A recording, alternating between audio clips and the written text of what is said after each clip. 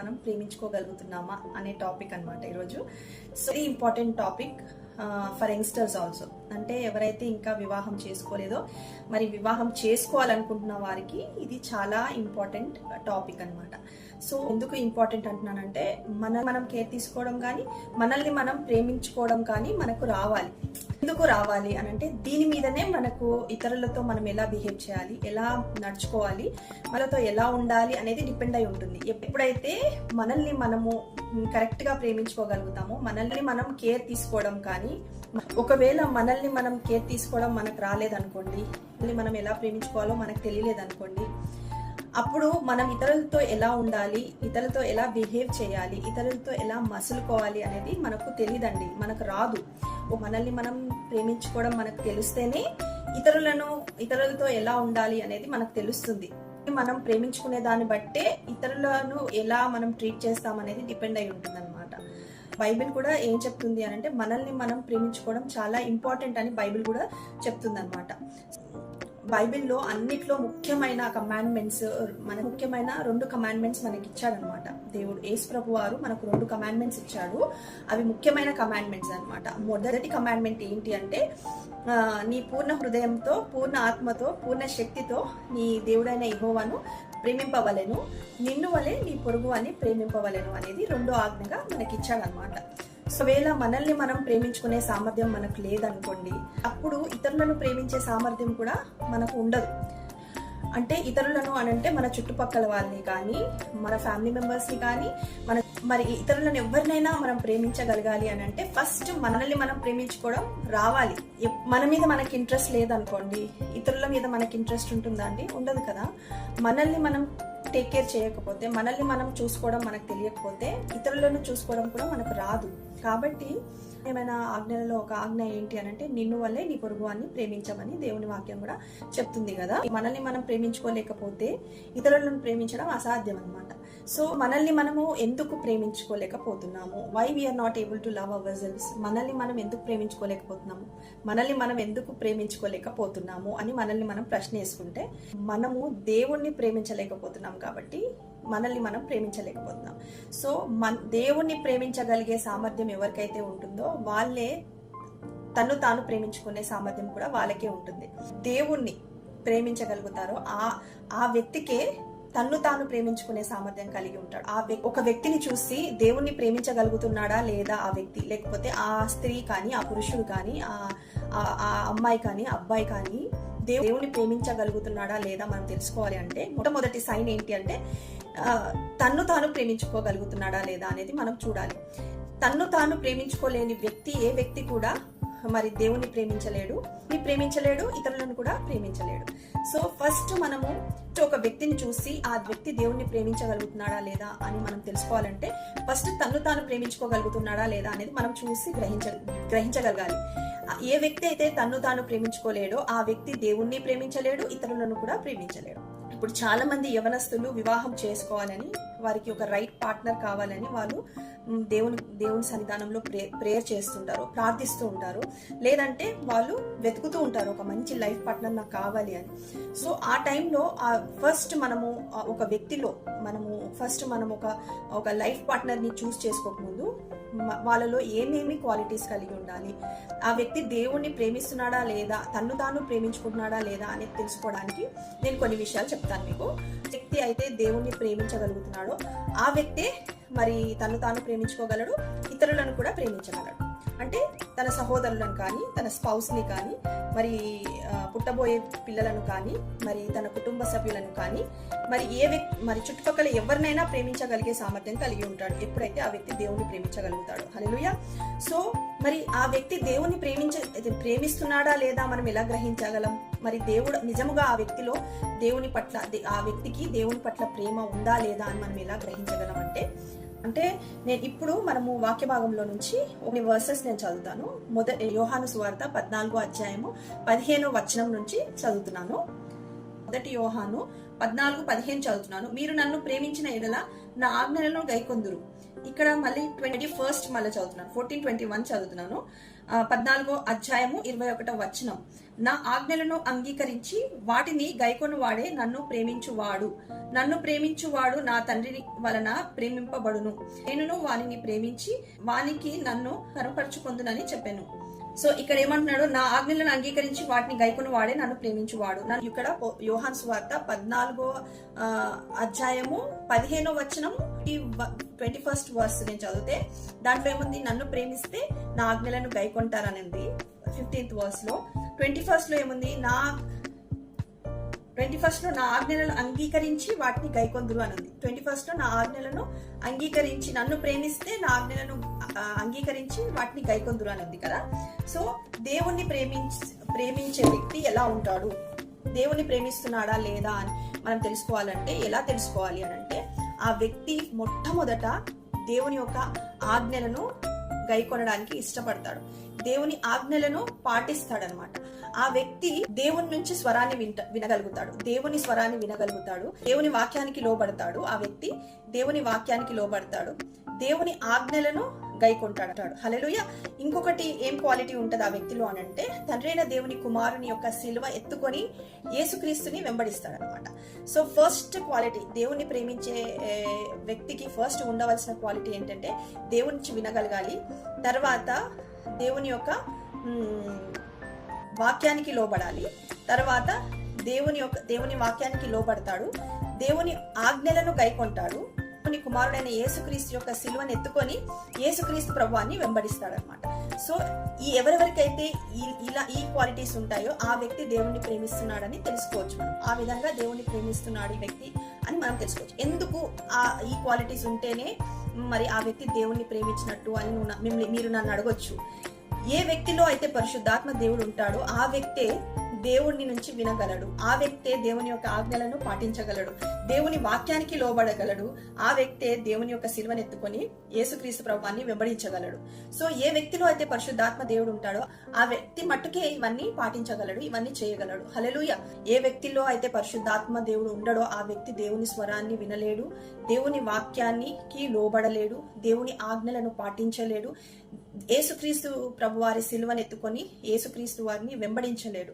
So ఇవన్నీ చేయాలంటే పరిశుద్ధాత్మ సామర్థ్యం కావాలి, ఆ సామర్థ్యము దేవుని యొక్క ఆత్మలోనే, పరిశుద్ధాత్మ ద్వారానే మనకు సామర్థ్యం కలిగి ఉంటాం అనమాట చేయడానికి. ఏ వ్యక్తి అయితే ఇవన్నీ చేయలేకపోతున్నాడో ఆ వ్యక్తిలో హోలీ స్పిరిట్ గాడ్ లేడు అని మనం తెలుసుకోవాలి. ఏ వ్యక్తి అయితే దేవుని ప్రేమిస్తున్నానని చెప్పి ఇవన్నీ పాటించకపోతే ఆ వ్యక్తిలో పరిశుద్ధాత్మ దేవుడు లేడని మనం గ్రహించాలి. హల్లెలూయా. ఇది చాలా ఇంపార్టెంట్. మనం వివాహం చేసుకోవాలి అనుకున్నప్పుడు ఎవరన్నా ఇప్పుడు మనం వివాహానికి మనకు దైవికమైన వారిని మనం సెలెక్ట్ చేసుకోవాలి, లేకపోతే వారి కుటుంబము మరి ప్రేమ సమాధానాలతో నింపబడాలి. వివాహం తర్వాత ఏ సమస్యలు ఉండకూడదు, వివాహం తర్వాత ప్రేమ, ఆ యొక్క కపుల్ మధ్యలో ప్రేమ ఉండాలి, ఆ అండర్స్టాండింగ్ ఉండాలి, మరి ఏ గొడవలు లేకుండా మరి భార్యాభర్తలు సంతోషంగా ఉండాలి అని అంటే మరి ఆ అమ్మాయిలో కానీ ఈ అబ్బాయిలో కానీ మొట్టమొదట ఉండవలసిన క్వాలిటీ ఏంటి అని అంటే తన్ను తాను ప్రేమించుకోగలగాలి. తన్ను తాను ప్రేమించుకోగలిగే సామర్థ్యం ఎప్పుడు ఉంటుంది అని అంటే దేవుణ్ణి ప్రేమించినప్పుడే. సో ఆ దేవుణ్ణి ప్రేమిస్తున్నానని చెప్పి మరి ఇవన్నీ క్వాలిటీస్ వాళ్ళలో లేకపోతే పరిశుద్ధాత్మ దేవుడు వాళ్ళలో నివసిస్తలేడని మనం గ్రహించాలి. పరిశుద్ధాత్మ దేవుడు వాళ్ళలో నివసించట్లేదని మనం తెలుసుకోవాలి. ఎందుకంటే మనం పరిశుద్ధాత్మ దేవుని పొందుకోకముందు మనం ఇంకొక స్పిరిట్ ద్వారా మనం ఈ లోకంలో నడుచుకున్నాం. మరి ఆ వేరే స్పిరిట్ ఉన్నప్పుడు మనం దేవుని స్వరాన్ని వినలేకపోయే వాళ్ళము, దేవుని యొక్క వాక్యానికి లోబడే వాళ్ళం కాదు, దేవుని ఆజ్ఞలకు లోబడే వాళ్ళం కాదు, మనము యేసుక్రీస్తు వారిని వెంబడించే వాళ్ళం కాదు. కాబట్టి మరి ఏ వ్యక్తిలో అయితే మరి పరిశుద్ధాత్మ లేడో ఆ వ్యక్తిలో మరి ఇవన్నీ గుణాలు ఉండవు. కాబట్టి మరి ఆ వ్యక్తి దేవుణ్ణి ప్రేమించట్లేదు. కాబట్టి ఆ వ్యక్తి తన్ను తాను ప్రేమించుకునే సామర్థ్యం ఆ వ్యక్తిలో ఉండదు. ఏ వ్యక్తిలో అయితే తన్ను తాను ప్రేమించుకునే సామర్థ్యం ఉండదో ఆ వ్యక్తి తన భార్యనైనానో భర్తనైనానో పిల్లలనైనానో మరి ఆ దైవికమైన ప్రేమతో ప్రేమించలేడండి. అంటే దేవుని ప్రేమతో ఆ వ్యక్తి ప్రేమించలేడు. సో అయితే భార్య భర్తల మధ్యలో కానీ మరి కుటుంబాలలో మరి ప్రేమ ఉండదో అక్కడ సమాధానం ఉండదు. మరి గొడవలు, సమాధానము ఆ గృహంలో మరి ఏలుతుంది. కాబట్టి శాంతి ఉండదు, ఆ కుటుంబంలో సమాధానం ఉండదు, మరి పోట్లాటలు ఉంటాయి, మరి మిస్అండర్స్టాండింగ్స్ ఉంటాయి, మరి ప్రేమ ఒకరి మీద ఒకరికి ఉండదు. సో ఎందుకు అలా జరుగుతుంది అనంటే తమ్ము తాము ప్రేమించుకోవడం తెలియదు అన్నమాట వాళ్ళకి. సో ఎవరైతే తనను తాను ఎవరైతే ప్రేమించుకోగలుగుతున్నారో ఆ వ్యక్తులే తన భార్యనైనా భర్తనైనా ప్రేమించగలరు, పిల్లలనైనా ప్రేమించగలరు, మరి తన కుటుంబ సభ్యులను ప్రేమించగలరు. హల్లెలూయా. సో మనల్ని మనం ప్రేమించుకోవడం ఒకవేళ మనం నేర్చుకుంటే మనము మన సహోదరులను ప్రేమించగలము, మన భార్యలను భర్తలను ప్రేమించగలము, మన పిల్లలను ప్రేమించగలము, మా కుటుంబ సభ్యులు మన స్నేహితులను మనం ప్రేమించగలము. ఇంకా ఇంకా ఇంకా మరి ఎక్కువ దేవుని ప్రేమతో నువ్వు నింపబడితే శత్రువులను కూడా నువ్వు ప్రేమించే సామర్థ్యం దేవుని ఆత్మ నీకు ఇస్తుంది అనమాట. పరిశుద్ధాత్మ ద్వారా నువ్వు ఆ యొక్క ఎబిలిటీని కూడా పొందుకుంటావు. ఎప్పుడైతే ఎంత ఎక్కువగా నువ్వు దేవుణ్ణి ప్రేమించగలుగుతున్నావో అంతగా నువ్వు నీ శత్రువులను కూడా ప్రేమించగలిగే సామర్థ్యం దేవునికి ఇస్తాడనమాట. హల్లెలూయా. ఈ ఆత్మ ఫలాల గురించి వస్తే, మనం ఎప్పుడైతే ఆత్మ ఫలాలు మనము చూసుకుంటే, ఆత్మ ఫలాలలో మనం చూసుకుంటే ఆత్మఫలాలలో ఒకటి ఏంటి అని అంటే ప్రేమ. సో ప్రేమ అనేది ఆత్మఫలాలలో నుంచి మనము చూసుకుంటే ప్రేమ అనేది ఒకటి కదండి ఆత్మఫలాలలో. సో ప్రేమ గురించి మనం ఎక్కడ చదువుకుంటాము? 1 కొరింథీ 13వ అధ్యాయంలో మనం చదువుకుంటాం. కానీ మన బైబిల్ ప్రకారం ప్రేమ అంటే 1 కొరింథీయులకు రాసిన పత్రిక 13లో మనం చదువుకోవచ్చు బైబిల్ ప్రకారం ప్రేమ అంటే ఏంటో. కానీ లోకము ప్రేమ అంటే ఇంకొక విధంగా అర్థం చేస్తుంది. అదేంటంటే ప్రేమ అంటే అదొక ఫీలింగ్ అని లోకం చెప్తుంది, అదొక ఫీలింగ్ అనుకుంటుంది అనమాట. కానీ ఆ ఫీలింగ్ కంటే బియాండ్ దేవుని ప్రేమ. సో మనం ఏం ఫీల్ అవుతున్నాం అనేది ప్రేమ కాదు, కానీ నిజమైన ప్రేమ అంతకంటే ఎక్కువ అనమాట, అంతకంటే మించినది నిజమైన ప్రేమ. హల్లెలూయా. సో మనము మరి ఒకవేళ నిజముగా ఒకరిని మనం ప్రేమిస్తున్నాము అంటే బైబిల్ ప్రకారంగా మనం నిజముగా ఒక వ్యక్తిని ప్రేమించగలుగుతున్నామంటే అది ఎలాంటి ప్రేమ అయి ఉండాలి అని అంటే, యాజ్ ఎ బిలీవర్ గా మరి దేవుని ప్రేమించిన తర్వాత మనము పరిశుద్ధాత్మ మన హృదయంలో కుమ్మరింపబడితే మనల్ని మనం ఎలా ప్రేమించుకుంటామో ఆ విధంగానే ఇతరులను మనం ప్రేమిస్తామంట. హల్లెలూయా. మరి ఇతరులను ఎలాంటి ప్రేమతో మనం ప్రేమిస్తామంటే 1 కొరింథీయులకు రాసిన పత్రిక 3వ అధ్యాయము మరి 5వ వచనంలో రాయబడింది. చూద్దామా ఒకసారి. 1 కొరింథీయులకు రాసిన పత్రిక 13:5. 1 కొరింథీయులకు రాసిన పత్రిక 13:4 నుంచి చదువుతున్నాను. ప్రేమ దీర్ఘకాలము సహించును, దయ చూపించును, ప్రేమ మత్సరపడదు, ప్రేమ డంబముగా ప్రవర్తించదు, అది ఉప్పొంగదు, అమర్యాదగా నడవదు, స్వప్రయోజనమును విచారించుకొనదు, త్వరగా కోపపడదు, అపకారము మనసులో ఉంచుకొనదు, దుర్నీతి విషయమై సంతోషింపక సత్యమునందు సంతోషించును, అన్నిటినీ తాలుకొనును, అన్నిటినీ నమ్మును, అన్నిటినీ నిరీక్షించును, అన్నిటినీ ఓర్చును. హల్లెలూయా. ప్రేమ శాశ్వత కాలముండును. హల్లెలూయా. ఇలాంటి ప్రేమతో నువ్వు నింపబడతావంట ఎప్పుడైతే నువ్వు దేవుని ప్రేమించగలుగుతావో.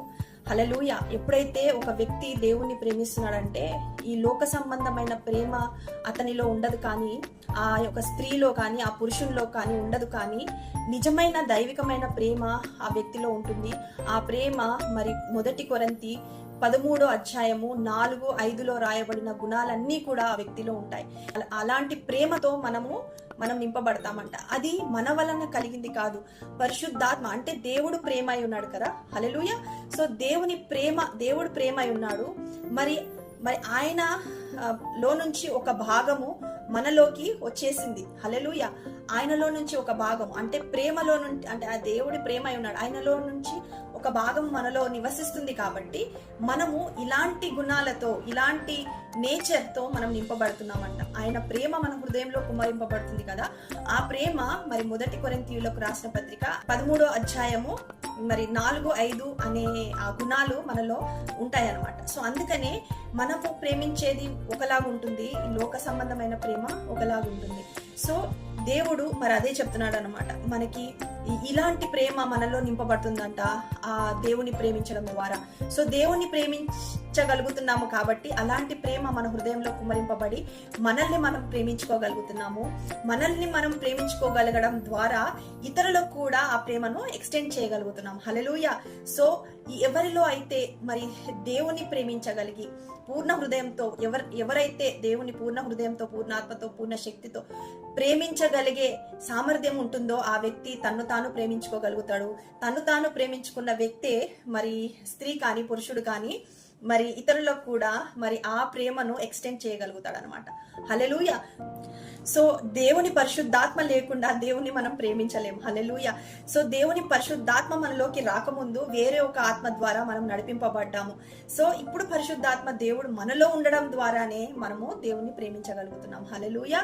సో దేవుని ప్రేమించడం ద్వారా మనం ఎంతగా దేవుణ్ణి ప్రేమిస్తామో అంతగా మనల్ని మనం ప్రేమించుకోగలుగుతాము, అంతగా ఇతరులకు ఆ ప్రేమను పంచగలుగుతాము, ఇతరులకు ఆ ప్రేమను ఎక్స్టెండ్ చేయగలుగుతాం. సో నేను ఈ రోజు ఏం చెప్తున్నానంటే, ఇప్పుడు వింటున్న ఏ బిడ్డ వింటుందో, మరి వివాహము చేసుకోవాలనుకున్న వాళ్ళు కానీ, వివాహంలో ప్రాబ్లమ్స్ ఉన్న వాళ్ళు కానీ, ఎవరెవరైతే వివాహంలో మరి సమాధానం లేదు, మరి మాకు సరిగ్గా భార్యాభర్తల మధ్యలో మరి ప్రేమ లేదు, చాలా మంది అంటారు నా భార్య నన్ను ప్రేమించట్లేదు, నా భర్త నన్ను ప్రేమించట్లేదు అంటారు. నా భార్య నన్ను ప్రేమించట్లేదండి, నా భర్త నన్ను ప్రేమించట్లేదని చాలా మంది మరి వాళ్ళు ఒక లోటు వాళ్ళ హృదయంలో ఉంటుందన్నమాట. సో వాళ్ళ హృదయంలో ఆ లోటు ఎందుకు ఉంటుందో తెలుసా అండి? వాళ్ళకు వాళ్ళు ప్రేమించుకోలేకపోతున్నారు. వాళ్ళని వాళ్ళు ప్రేమించకపోతే వాళ్ళ భార్యలను కానీ వాళ్ళ భర్తలను కానీ ఎలా ప్రేమించగలరు? సో ఫస్ట్ మనము వివాహానికి మరి మొట్టమొదటి క్వాలిఫికేషన్ ఏంటి? మనం వివాహం చేసుకోకముందు మొట్టమొదటి క్వాలిఫికేషన్ ఏంటి అని అంటే, ఒక పురుషునికి కానీ ఒక స్త్రీకి ఫస్ట్ వాళ్ళను వాళ్ళు ప్రేమించుకునే ఎబిలిటీ వాళ్ళకు ఉండాలి. ఆ ఎబిలిటీ రావాలి అంటే నువ్వు మరి దేవుణ్ణి ప్రేమించగలగాలి. హల్లెలూయా. దేవుణ్ణి ప్రేమించిన వాడే తన్ను తాను ప్రేమించుకోగలడు, తన్ను తాను ప్రేమించుకున్న వాడే తన భార్యను కూడా ప్రేమించగలడు. హల్లెలూయా. సో దేవుడు ఈ సత్యాన్ని, ఈ మర్మాన్ని నాకు బయలుపరిచాడు. సో నేనేం చెప్తున్నానంటే, మీరు ఇప్పుడు నుంచి అన్న మరి దేవునితో, మరి దేవుని ఆత్మ ద్వారా మరి దేవునితో సహవాసం చేయండి. మొదట ఆయన నీతిని, ఆయన రాజ్యాన్ని మొదట వెతకండి, మరి అవన్నీ కూడా మీకు అనుగ్రహిస్తానని చెప్పాడు కదా.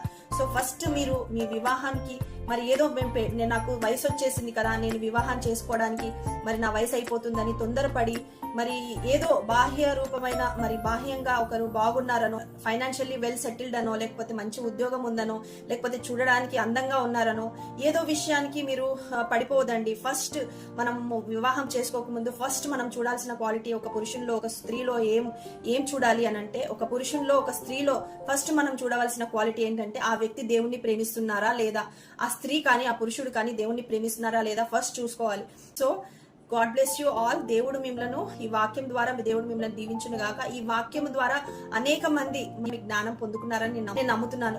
థ్యాంక్ యూ ఫర్ వాచింగ్ అండి. God bless you.